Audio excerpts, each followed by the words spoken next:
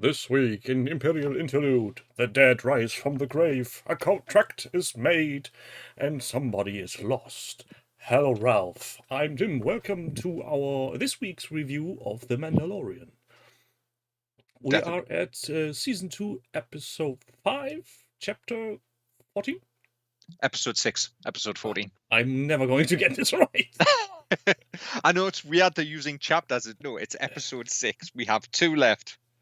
Yeah, and boy, this is a rather short one with approximately 34 minutes. But It's not the hell, shortest. it's No, yeah, it's definitely not the shortest. The shortest was in season 1. yeah. That But ran at 32, I compared think. to the others in season 2, this is a rather short one, Mhm. and it's not so intricate in its design as the other ones. It's more straight on, I think. But just let's start from the beginning. When we left our heroes, they were on the way to the Jedi planet of what's its face? Typhon. Typhon, to sit the child on the temple stone to see what will happen. Hmm. And this is where we exactly jump in. They arrive at Typhon, do a circle strafe around the stone, and then walk up the rest. Well, fly up the rest, isn't it? He says, look, because he flies around, doesn't he? Looking for somewhere and goes, I can't park or can't land there. So we'll have to do it, what was it, without the With the cockpit or windows something? down. With the windows down, that was it. And then you cut to him holding the child on his chest as he rockets up. Yeah. Only thing that was missing at that point was the child going, wee! But then there was the bit before that as well, where he was doing the whole calling his name and then Yeah. laughing to himself. Making use of the child reacting to its name Grogu and then trying to get him again to force pull the little knob from his lever. Which he did. Because he takes it off, does he? He takes it off him and then goes, if you want it, take it. And then the child uses the force, doesn't need to pull. Yeah, and then he's very happy about it. So Mandalorian is very happy about it and does sort of a shout, and that scares the child, which then drops the ball, literally. Indeed. But he's fast to explain that everything is okay and all is fine, and they will find a Jedi to take care of him. Definitely. And then we cut to them landing and doing the whole thing on Typhon and then him putting him on the stone. Yeah. Was it it had this weird name? Sitting Stone? Setting or seeing stone or something. It was something strange. Oh, But weird. it definitely. But what's interesting is that because that's the first appearance Typhon has ever had in any sort of live action media, Mm-hmm. and even it didn't appear in the cartoons either. Where that planet has only ever appeared in the video games. Yes. So it was, it's and they also the design was very much like the one that we saw on Rebels, the Jedi Temple of Lothal. Yes. It also reminded me a bit of the. I don't know if you have ever seen the Star Wars Legion playmats from FFG. I've had a look at them. There's the one that has a pseudo Jedi temple marking at the inside, Right. and these are similar in design, as they have these pillars that are leaning inwards and in a circular way fashion arranged. So this I Ah, thought was very well. It's a basic. This is how people usually depict some yeah. magic wizardry thingamajigs, It's the Jedi version of Stonehenge. basically. Yes. There wasn't much missing apart from maybe an old druid with a long beard coming to the front center. Some call me Tim. Yes. Shall we put a spoiler warning on this? Seems we've jumped straight into it, and I think we've possibly missed that one. Okay, you stone-loving rock monkeys, if you haven't seen any of Mandalorian, turn off now. Watch it, come back. You're welcome. Spoilers ahead, many of them. Definitely. It seems only fair, doesn't it? Yes. People seem to stumble upon things, listen to it, and then go, "Oh fuck! I didn't want to know this." This is the way. I have spoken. So the So child gets set upon the stone in the middle, and the Mandalorian takes a stroll around, looking with his visor for any clue if this is working or there's some kind of switch or anything. But then, what happens then, Ralph?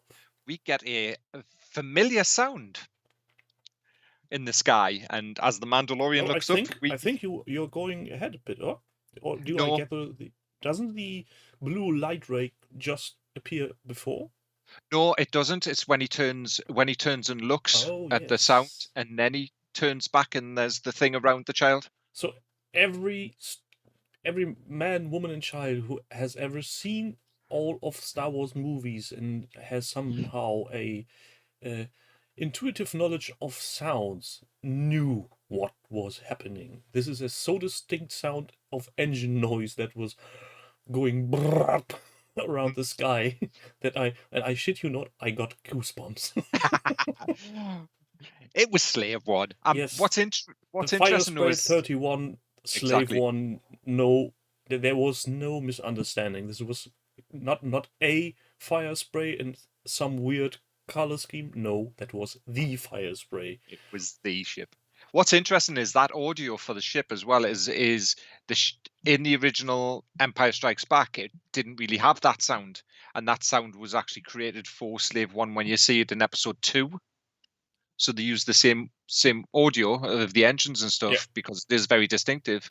But from that, you can get away with that because in Empire Strikes Back the landing is so short. It's basically just going off into the distance, and at in Episode 2 it's more or less very prominent with the chase scene and everything. yeah, definitely with that concussion missile firing and stuff like that and Not things. But forgetting the seismic charge, which was one yeah, of the nicer audio designs, I think. but it's a very distinctive shape and it's a very distinctive sound that we see landing. Yeah. And then the Mandalorian cuts to his thermal zoom vision as by knocking the helmet, and we see a figure walking down, but it's a robed figure. Yeah, And so I almost said a cloaked figure because it Mhm. definitely looks more like a cloak than a yeah, robe. And then but he I'm turns wondering around if to the that's through people. child. Oh, yeah, and then he turns back, and the child's surrounded by a force field. Yeah, it looks like a beam of light coming out of a ring of runes that is etched Mhm. at the middle of the stone running around around the child once, and the child itself seems to be meditating in a very relaxed fashion, and there's a large light beam going up in the sky. If you look at the child at that point, yeah, which it's quite in. I'm probably wrong, but I picked up on it a little bit. It's very much when you see Master Yoda a couple of times in the Clone Wars. Yeah, it almost looks It's like like he's having this yoga seating with Mhm. the legs under him and the hands yeah, turned upwards with hmm just two fingers pointing each other. yeah, and the face looked a little bit older as well. Yes, but And it, also very relaxed. yeah, so it sort of reminded me very much of when we see Yoda a couple of times in Clone Wars doing that, and it was like, yes, We know where you're coming from. yes, definitely. So then the Mando goes off to investigate his visitor. Yeah, I think and it's probably the best thing. this was the first time I actually got a little bit jump scared in this whole episode or this whole season because he was more or less going downhill hmm casually, and suddenly there was a barrage of laser firing at him. hmm Somehow that caught me off guard. And then we hear the voice. Mandalorian! Yes, I've been tracking you, Mandalorian, in that distinctive Yes. So it's more Polynesian distinctive voice. for you than for me. Yes, that sort of distinctive New Zealand accent that the gentleman has that suddenly reveals himself to being Tamori Morrison as Boba Fett. Yes. All scarred as well, which I thought was yes, because we only got a fleeting glimpse of him at the end of the very first episode, didn't we? So that I think that denotes. I think the thinking on the scarring, apart from the fact is that he was in the Sarlacc, was going back to the first episode where they mentioned the only time you see an empty Sarlacc pit is when a crate dragon is eating it. Mm. So I'm wondering if that's how he was able to, shall we say, escape? Well, I'm pretty sure if we get to know the backstory on that, it will be either in the last episode of this Mhm. of this season, or maybe somewhere along the line in season 3. Yeah, definitely. So then they start to Mandalorian questions him, and he goes, and he goes, "Was it? Are you here for the child?" Is one of the questions. Yeah, are you here for the child? And no, I'm here for the armor. You have to peel it off my dead Mhm. body. Well, Not that armor. not I not want not my arm. yours. I want mine. Yes. But when he asks him as well, did you notice they used exactly the same line from episode 2 that Django said to Kenobi? That he I'm has. a simple man making my way in the Yeah. universe. It's exactly the same as what Django said to Kenobi when Kenobi questioned him on Camino. Well, it's a clone. What do you expect? Django's not a clone. Well, yeah, sorry, yes, let's Boba get is this the right. clone. Boba's the clone of Django, yes. Well, Confused. technically, he has raised him as a son, but genetically, I think he's a clone. So Yeah, he was. He was the payment for Django being the blueprint for the clone army was a the son. primary DNA donor. Mm-hmm. Yeah. So we get a little bit of playoff between the two of them. Oh, and Which was then the first nice. dead right. No, wait. Technically, we knew Boba Fett was coming, so he was Mm-hmm. already risen. But then the second dead body rises. It does indeed. Where he says that I've got a sharpshooter up on the hill with a scope zoomed in, Aiming for the and, child. and basically falls out it's aiming for the child, and then the voice pipes up, and it's Fennec Shan or Namei Wang. Which actually caught me by surprise. Though in hindsight, having seen all what has happened in the previous episode, we should have known. It was such a trope having a dead body lying in the desert and somebody stepping up. That's almost always a Yeah. setup for somebody getting revived. And I don't know why we didn't think of it. Well, at least it answered the question that everybody had at the end of that episode, was who was it that stepped up to Namei Wang? Because people thought it was Fennec. People thought it was it Gideon? Some speculation was it was Boba and stuff like that. That's because of the audio cues that are on that episode at the end. Well, Because you can hear the spurs and stuff. well, now we know. Now we know it was him. And she says that she was found by Boba and now in his service, and then she reveals that she has a cybernetic stomach. Yeah, some weird mechanical device keeping her innards together now. Yeah. And as they then comment about the fact that the bounty on the child is now worth 10 pieces of armor, Which is a and lot. as they seem to possibly coming to an agreement. We get visits from an old friend. Yes, they do. A ship flies across the top of them, and it lands as Fett and Shan head off towards where the ship lands. The Mandalorian or Din heads up towards the child. It's a troop transport, and it's spewing out a shit ton of troopers. A lot more than I think that would actually fit, but hey, it's movies. I'm not sure, because the design of it is very, very, very close, and I think it's deliberate to the ones that we saw in Force Awakens. Well, yes, but they spew out such an amount. I actually wanted to rewatch to do a body count until the second ship arrives, but I got lost on time. But the design of the ship is very much that of the Force Awakens dropship. So I think they're trying to show that those ships existed even back during this time period. Well, Um, look at the Clone Wars. They had yeah. gunships too that dropped larger amounts of troops. So Mhm. it's a kind of military vehicle that has been present until this day. Yeah, very, very common in sort of in most science fiction. So it was just nice to see. And yeah, the Fennec and Fett start shall we say, shooting and shoot. Well, Fennec starts shooting the stormtroopers that are charging out, as Boba gestures that he's going to circle around them. Yeah, and boy, is Boba Fett pulling its weight. Yes, he is. Holy flock. First he's shooting some, and then he's taking his gaffy stick, and I think this is the first time we actually see Imperial armor splinter and shatter. Yes. and he knocks them out left, right, and center with a vengeance and hatred filled. He seems to be having some kind of uh, open bill with these people. I don't know, but that gaffy stick just shows you how violent why the Tusken Raiders carry it, doesn't it? He, You know. he really doesn't hold back, and he kills some of them and leaves one in a very twisted way lying around. Yes. But it just shows that that you know and this is just generally the character in general. For 40 years we were told how much of a badass Boba Fett was, back in Empire Strikes Back when it first came out and stuff. Yeah, There and was he all never this, did anything apart from never did a sitting thing. around carrying Han Solo in a frozen block of carbonite from one place to another, Mhm. and then getting shot into the Sarlacc pit. Yeah, getting his ass beat by a blind man holding a gaffy Not stick as not well, actually. not even looking.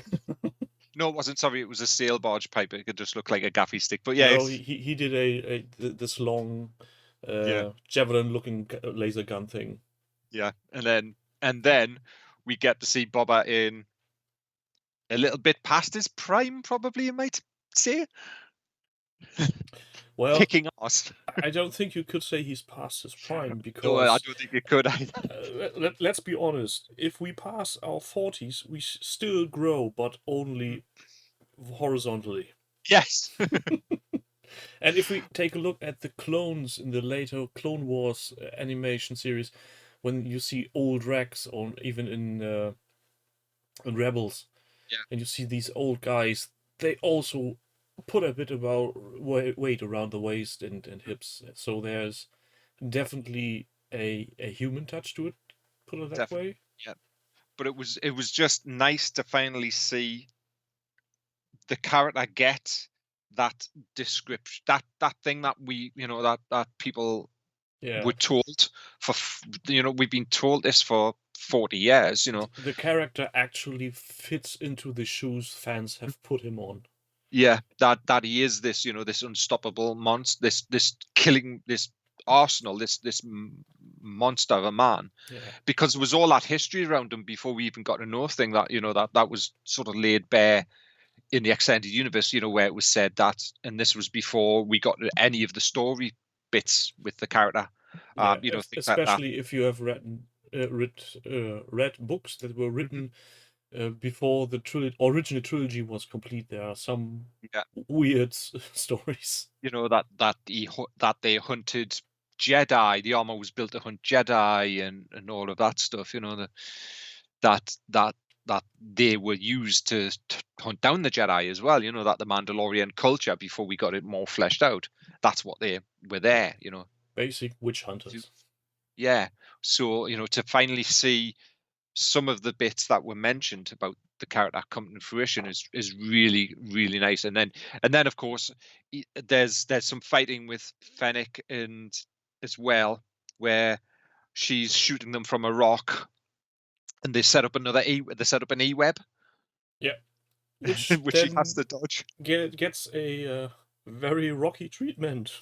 It does indeed. They And start shooting with a mortar for whatever reason. Suddenly they have a mortar around, and that loosens a large rock that she then kicks down the hill. And of course, stormtroopers, being as bloody stupid as they are depicted always, just stay on target, shooting that bloody rock and getting mangled. indeed, we get the Indiana Jones moment. Yeah, and also speaking of stupid, there was at the very beginning of the fight when one stormtrooper was saying, "We can't get him." Well, don't be stupid. Go around them, and getting Get shot at the shot. same moment.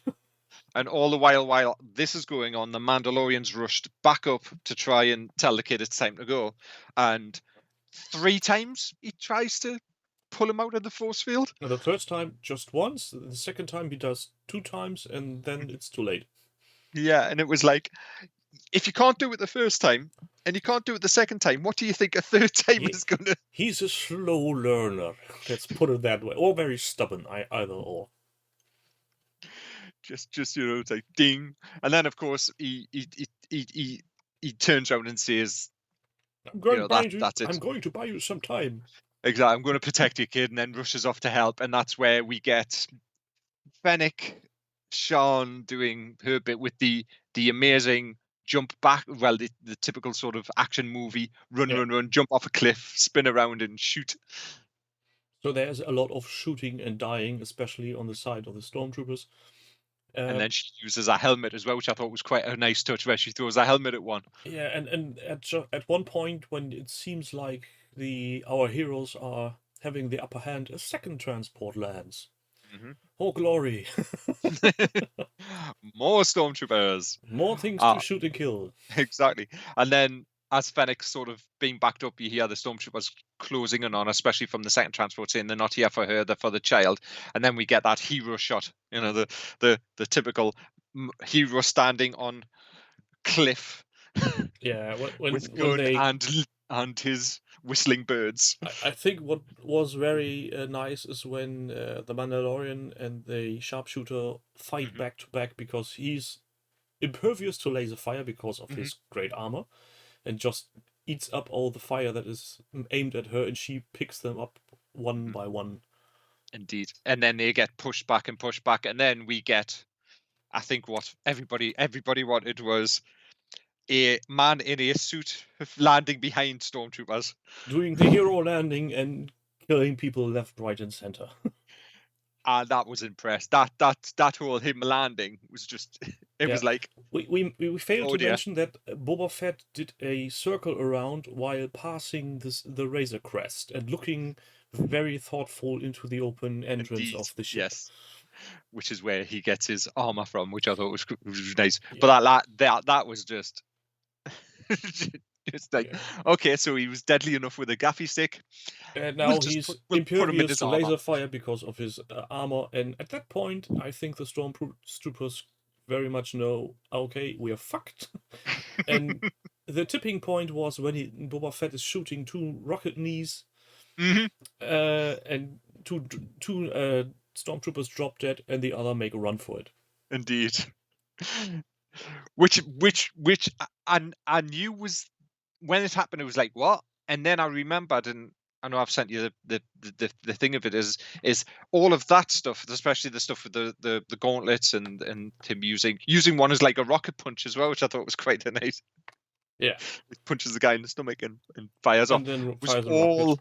all of this supposedly Boba Fett as a walking arsenal, and that's where the knee pads come from and stuff. It was just like, okay.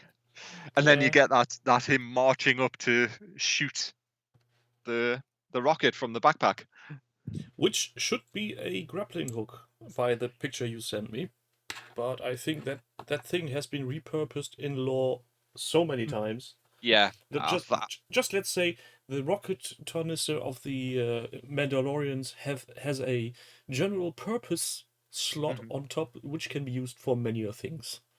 indeed, probably the easiest thing to say. Yeah. The funny thing with him shooting the fleeing stormtroopers in their two transport, when they showed him his targeting reticule going Mhm. for the lower ship, and then he's blasting the upper ship out of the sky, and I thought at that moment I thought to myself, I hope this isn't something they did because they missed something, so that this is a blooper or a what you call it usually when these handoffs go Mhm. wrong. Um, Yeah, there's a special word for it. I can't think of it now. it's just like a mistake, like Continuation error. yeah, Yeah, continuity error. yeah. And then the Mandalorian goes, "Nice shot. I was aiming for the lower one." I thought that was Well, really well, nice. okay. So it was on purpose. Great. It was it was sort of on purpose that I've not used it in a while, so I just need to get me aim Yeah. correct. I'm old. I need to recalibrate. Hmm. But at that point, I think we get the most useless, unnecessary, and horrifying death of the whole season so far. A complete innocent bystander that has done nothing but protect his uh, precious cargo. Yeah, the Razor Crest goes boom. Yeah, orbital bombardment by the Imperial, and the Razor Crest gets blown to smithereens, which Indeed. was actually heartbreaking. Well, what's interesting is that Hasbro have sold a load of those on the HasLabs, that they were doing Yeah. this to scale Razor Crest for the 3 and 3/4 inch mini with all of the bits and bobs, yeah. And now they've just blown it up. So all Well, those people that have forked out like 350 quid for a Razor Crest are like, what? well, it's more a collectible now than ever. It definitely is more collectible now than ever. But that's when Boba as well jumps off, and just Fennec says to him, "You better get to your ship," and Yeah. he jumps off as Fennec and the Mando start running up the hill, and then we cut to Gideon, turning to that female officer that we've seen Standing going, on the bridge of his cruiser. yeah, saying, "Have you deployed the Dark Troopers?" And No, that's the first the mention. first thing we hear is another officer saying, "Full hit" or something, or critical hit. Right. That so that as an affirmance that the Razor Crest is gone.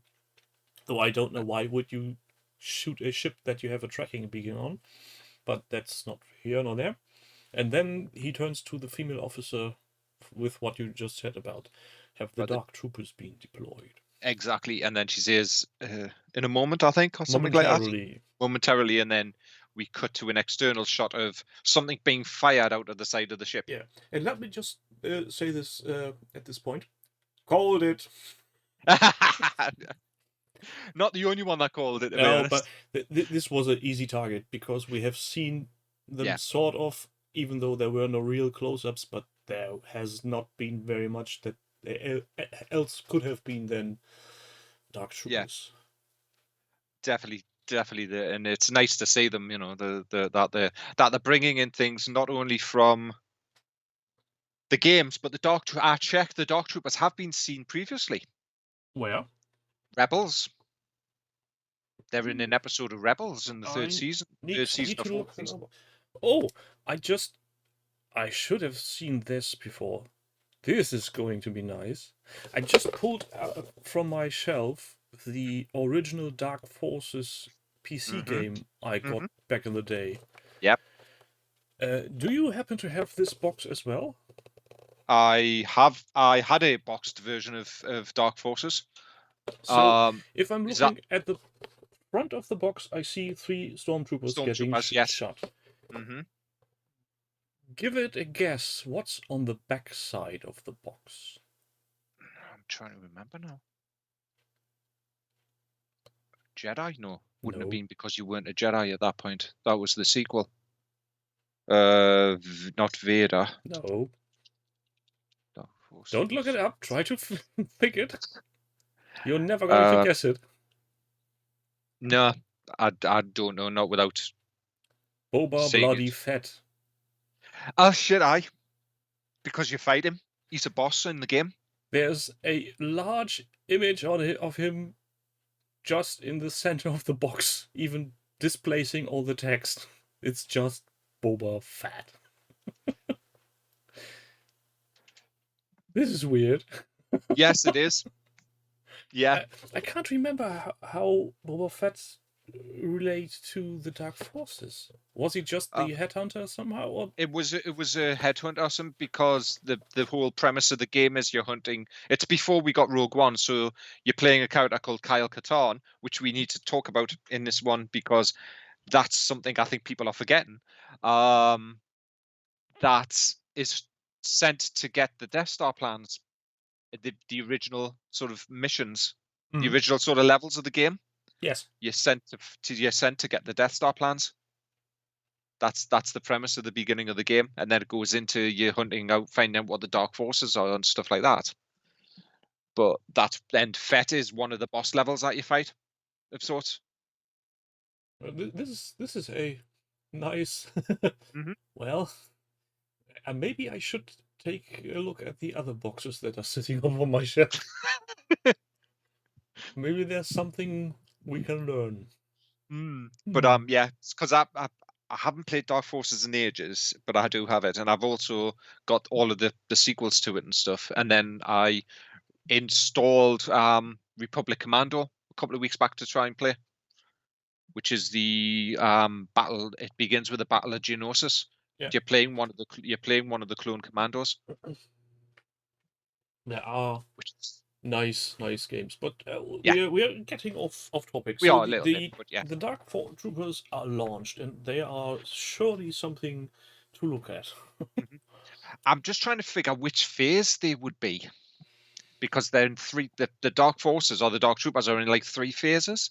The only thing I can think of is they're possibly phase 3, but if they are, they've No, scaled them down slightly. if they phase 3, they are scaled down definitely because Yeah, the pure look they've got more or less the simply a stormtrooper in black is phase 2 if I recall correctly. yeah. The interesting thing that people have been mentioning when I've been sort of looking around and looking what people have been saying about it is, are they made of Beskar? No, that wouldn't be possible. There would be too much money going into that.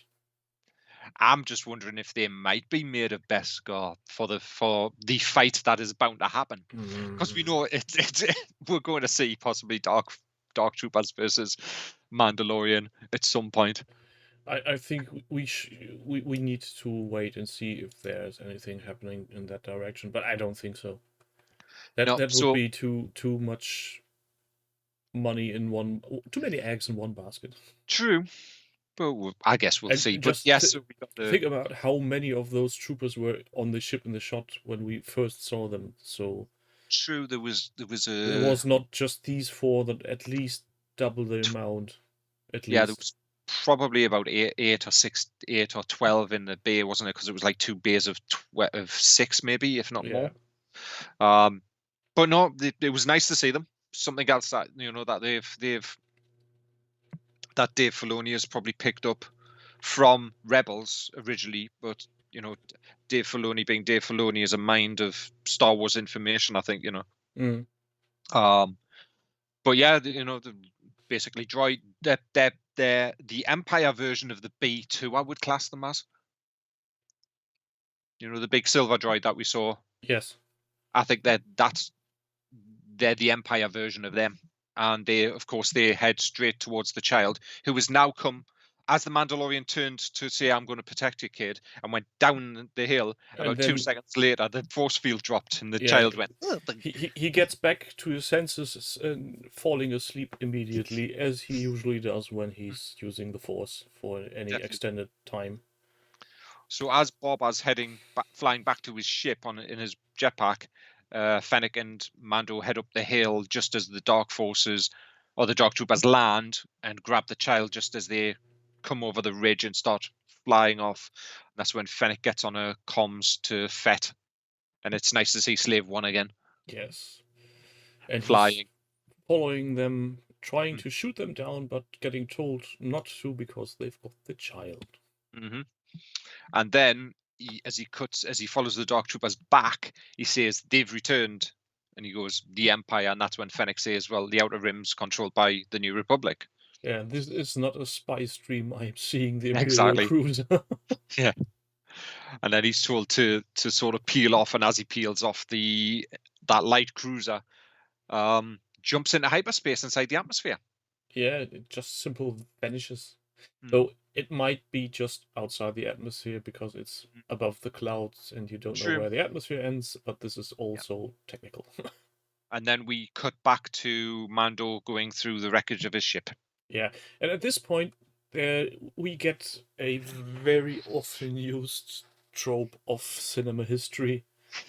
He digs around and finds something that has survived the blast. Of course, it's the spear because it's made of Beskar. Mhm. I can get that. I can see that. But then he finds that bloody ball that the child has always been playing with. Where I actually went, okay, people, I know why you do this. This is for some weird scene much later along the road. But couldn't you just have maybe let the wreckage be a little bit more substantial? Because there was nothing. There was It was a nothing left. crater full of soot. He's even lost his long rifle as well. Yeah, there's I thought he nothing might have left. found that. Though But I think we didn't mention it, but because at the beginning when Fett and the Mandalorian met, he took off his jetpack. yes, As I never see him picking it up again. no, he didn't.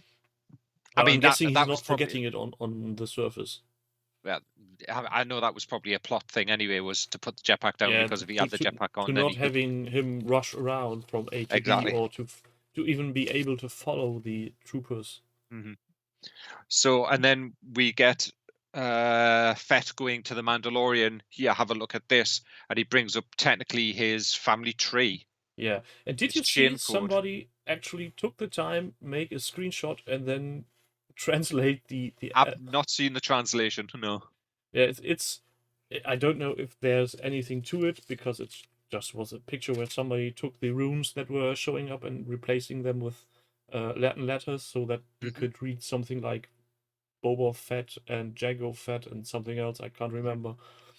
But I wouldn't put it past Filoni and the others to actually have gone on and beyond and used the Mandalorian alphabet to make something up like that. Very true.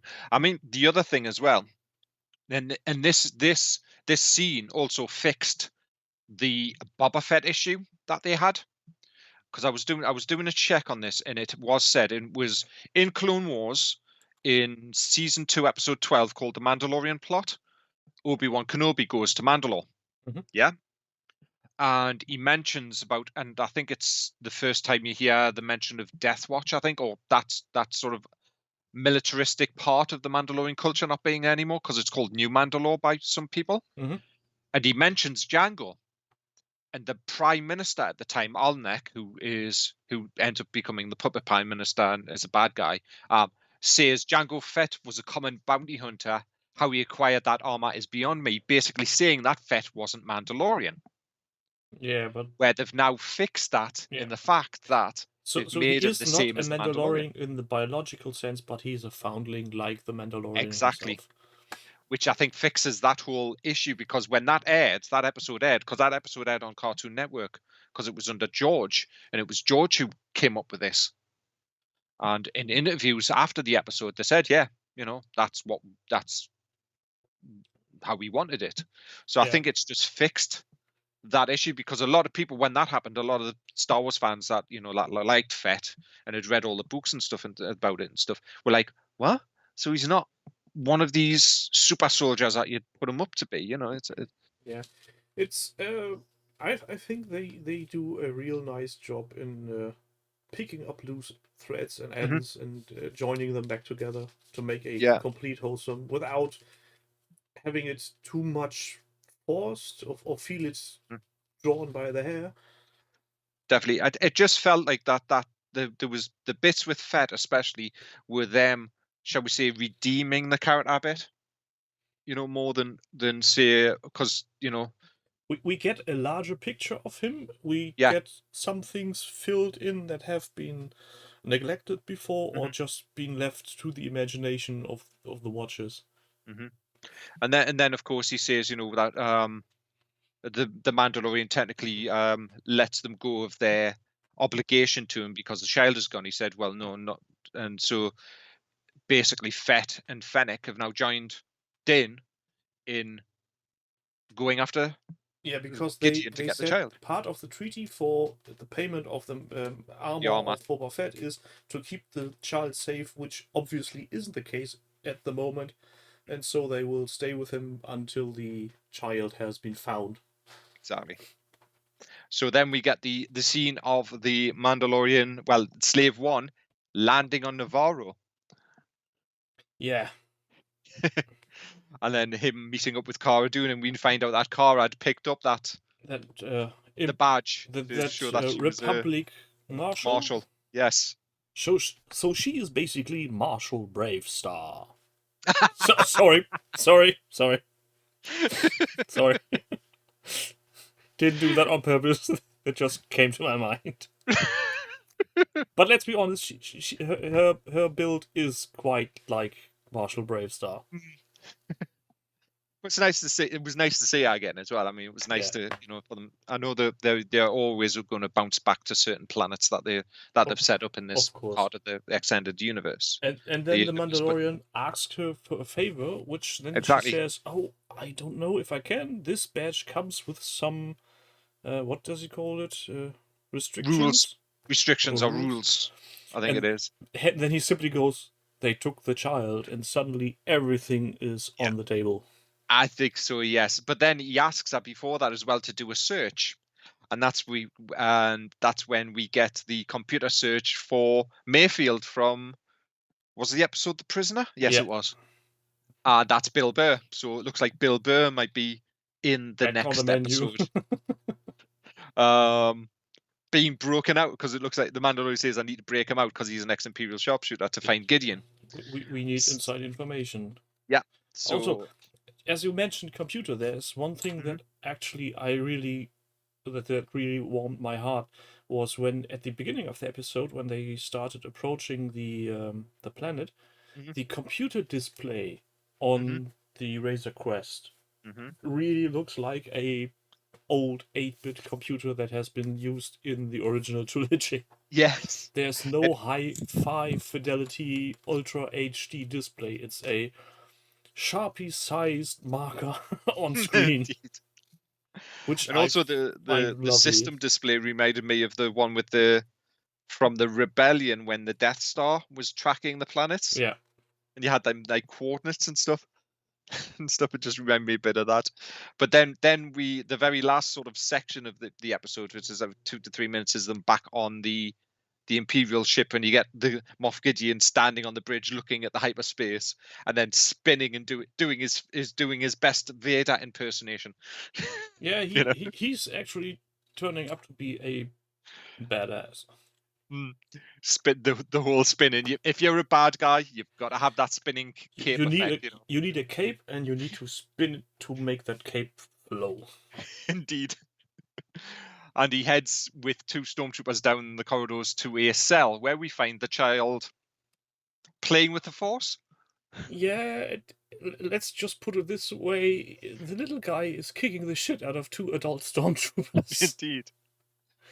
But But was he strangling one of them? Or was he yes, he strangling two of did them? the force choke, and that was the point when another stormtrooper said it's set to stun and wanted to shoot at him, which Uh-huh. Gideon then prevented because I think he wanted to see if the child would give in to killing someone or not doing so, which obviously it's a child, it's the good guy. He didn't kill him, he just threw him at the wall and leaving him unconscious on the floor. And then bouncing them off each other and Yeah. things, and just generally using his force powers. And then as he weakens and collapses, Gideon steps forward and has a bit of a conversation and teases him a little bit with the dark saber. Yeah, and shortly after that, the child gets blasted, Hmm. put to sleep, into shackles, and I think Indeed. that's when the episode ends. That's when the episode ends and the director came up, which was Robert Rodriguez. So, I don't, but who had directed a bunch of. He did Spy Kids, did Dusk Till Dawn, Once Upon a Time in Mexico, El Mariachi. The Desperado. He's done a bunch of action films and stuff, and his friends with Tarantino. The interesting thing I found out was Robert Rodriguez wasn't meant to direct this episode, wasn't going to be directing an episode at all. But oh, the director that must have had to step away for some reason, and he was a replacement well, to come they, in. they could have done worse. Definitely, I thought he did an outstanding job.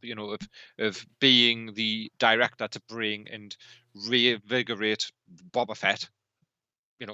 That's no mean feat, and also progressing the story as well. Because has it felt to you little bit that it was like, go here, do this, or I'm being sent somewhere else to speak to somebody else. Go here, there was a lot of side questy No, not things really. going on. We had the main quest of Mandalorian getting the child Hmm. to this planet, and they couldn't have foreseen that the Razor Crest was tracked, so from there on, everything went simply downhill for him. Yeah. I was just thinking from the previous episodes because there was a lot of go here, go. This just seemed to be a lot of slow build, I think, and where this episode has sort of done a little bit of a faster build to because we are nearing the end Yeah, and of we building the actually story. had very much action in this one. Hmm. There's a lot more shooting than in any of the Mm. previous, I think. Yeah. Now, do you think we're going to end on a cliffhanger? Well, of course we are. I don't think he's going to get the child back this No, season. I think that there will be some either there will be some standoff with him being close to the child and the child needs to make a decision of sorts, or we actually will see maybe even Thrawn arriving in some giant ass Imperial Star Destroyer, picking up the child and then just vanishing into the void with the Mandalorian, then needing to hunt him down again. Mm. I got a suspicion we may not necessarily see Thrawn, but I No, think we but might a hear Star his Destroyer name. bearing his insignia, Yeah, because I think that would make a real nice visual touch if we would actually see the Star Destroyer with his painting on the outside. yeah, the Chimera, Yeah. or just the name of the Star Destroyer being Chimera. It was like, you know, Star Oh Wars fuck. fans will, oh yes, we know who that ship is, but so I think because there's the other thing as well. There's a lot of speculation going on about it because the child reached out through the Force. Yeah, which Jedi's going to turn up? And everybody's mentioning like Luke, Ahsoka, Ezra Bridger, even Mace Windu's getting a mention. I actually Then think there will not in this season be any new Jedi.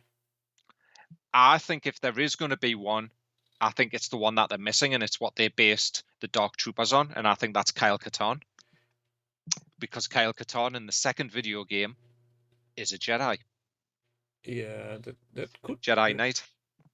the name of Dark Forces 2 escapes me.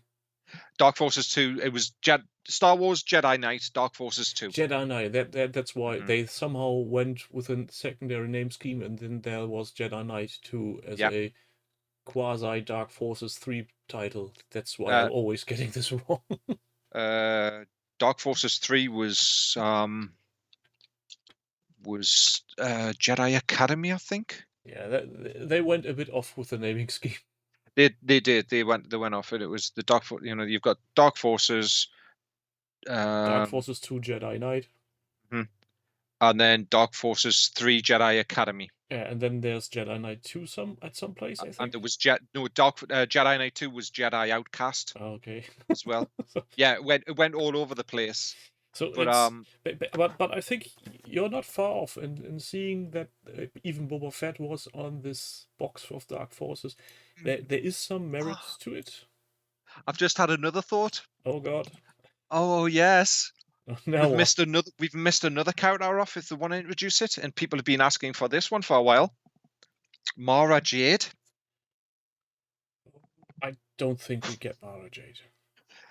I think you could bring Mara Jade into it without having any links to Luke. You don't need to do that plot line of Mara Yeah, being. but let's face it. If they would take Mara Jade from the now not more anymore being official expanded universe and Mhm. have her be completely different, not being the right hand of the Emperor and the love relationship of Luke, I think fans will be pissed. No, you could still do the stuff with her being the Emperor's hand. You just don't need to do that. The arc with Luke, the stuff with Luke, Oh, the love story with Luke initially. You don't need to do that, and then that could lead into them going down that route at some point in the future. You recast Luke. People are saying Sebastian Stan, Bucky Barnes from the Winter Soldier, from the Marvel movies and stuff, because he looks very much like a young Mark Hamill.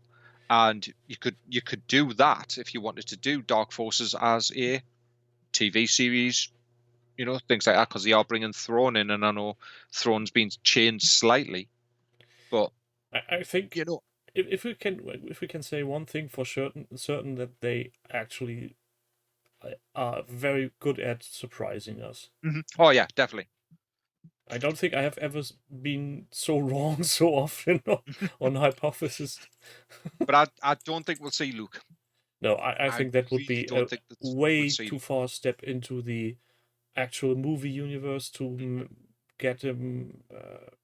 That would restrain them too much in way of Yeah. how the character works. And hmm Also, I think bringing Luke in would just would, like I said, tie them too much to that Skywalker saga. And I think what Lucas and Disney are trying to do is distance themselves a bit from that main mm, Skywalker Anakin stuff. Even though we've had Ahsoka in there, but Ahsoka's off doing her own thing. Which she did with Rebels and stuff. The character did separate from Anakin and all yeah, that and in she Clone she Wars. has So been with Anakin and the Skywalkers way mm, before. So exactly. But on the whole, I loved the episode. Thought it was great. yeah, it wasn't a cinematic masterpiece as such because it's very action focused, hmm but the action was good hmm executed. Yeah, Maybe over the top at some point, but hey, we've got two badass Mandalorian bounty hunters and a sharpshooter. exactly. And possibly another sharpshooter coming. Yeah, or even more weird people. We will have to see. It's a Magnificent Seven. This could turn out to be a real high noon episode for the Mm, last episode. the The last 2 years, yeah, so we'll see. But I think we'll get to see a Beskar Spear versus Darksaber fight. something along those lines is very likely. I think yes. Yeah. Maybe even the death of Moff Gideon, but I don't think so. No, I don't think they'll kill Giancarlo. I really don't think they'll kill him off. I think he's too much of a character to keep going, Yeah, if you know he's what I a mean. very good villain, hmm not being restricted by any uh, things that fans have seen in the character, like Thrawn or Darth Yeah. Vader have. Mhm. So he's more or less a blank slate they can Mm. paint a nice picture of. Yeah, definitely. So, this was a nice episode, and I actually took your advice and I started watching the gallery, hmm which is interesting for the hmm most part. Yeah. Which Though episode did you get up to with the gallery? I think I finished the first three. So you heard Dave Filoni's description of the Phantom Menace, which I thought was great, and Anakin, where he's on about that the whole why Anakin turned the way he did because didn't have that father figure Yes, yes, that because Qui-Gon was hmm supposed to be his father, and yeah Obi-Wan simply was his brother of sorts. yeah It was a nice idea, though. hmm All in all, it's a weird thing to listen to people in separate interviews going on like little fanboys, and then having them sit at the table mm, like some staff meeting. it is. The other one I thought was really good in that as well is where Dave's talking about where he was meeting with George and where he was going for the job, and George explained how a Jedi would negotiate like a samurai, where they would put the sword or put the Jedi, put their lightsaber on the table and say, "This is how it's going to be." Yeah, though I like the initial description of him getting the job interview to Oh do yes, Rebels when he was thinking somebody was pulling a leg. And, Mhm. yeah, sure, okay, yeah. Who put you up yeah. to this? What do you mean? Do you Who work for put? SpongeBob? It just shows you the close knit small community that they had of animators at the time and stuff, Yes. for it. But yeah, Dave, I think, is the one that's sort of was groomed because he did work with George heavily on, Clone Wars. He was there as the executive producer and creating stuff with George. So I think what people, some not necessarily fans, but what people forget is Clone Wars was running right the way through until George sold Star Wars Yeah. to Disney. It was his creation. He was the executive producer. He was there at all the meetings.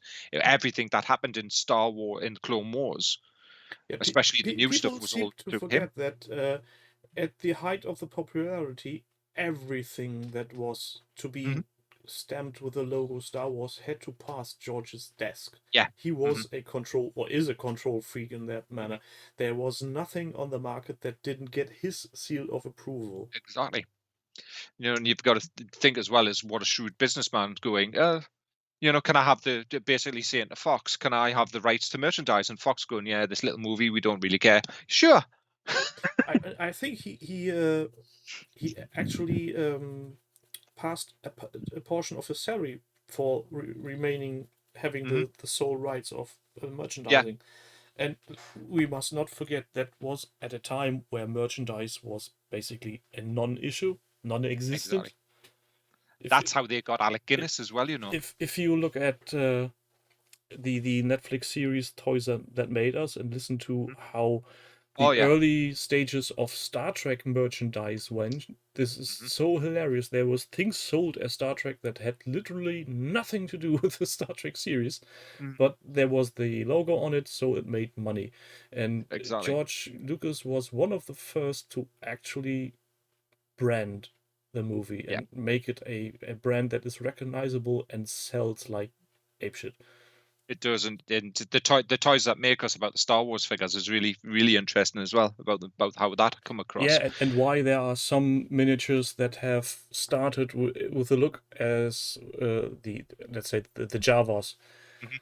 having started with an actual cloak, and Yeah, those are worth a fortune if you got one of those in a sealed package, and then the second iteration got a plastic coat simply because it's cheaper. yeah. Hmm. Now I didn't get it, and what's interesting is I know this is going off a little bit extended slightly, was I managed to get a Boba Fett, because when Boba Fett first came out in those figures, you sent away for him, Yeah, but it was after the time that they had pulled the original Boba Fett figure, because the original Boba Fett figure had a shootable rocket out of his back. So the red rocket that was attached on the back of the figure yeah, but was that was that was was shootable. only in the prototype stages. And it actually almost got to production before they went, "Oh, yeah, Yep. kids can put their eyes out with that." Yeah, but that's the key point. Yeah, Almost. There's almost, the yes. urban legend that there are those on the market, and those that are on the market that are not. Those are not sold by any stretch of the imagination. Those were prototypes that Yeah.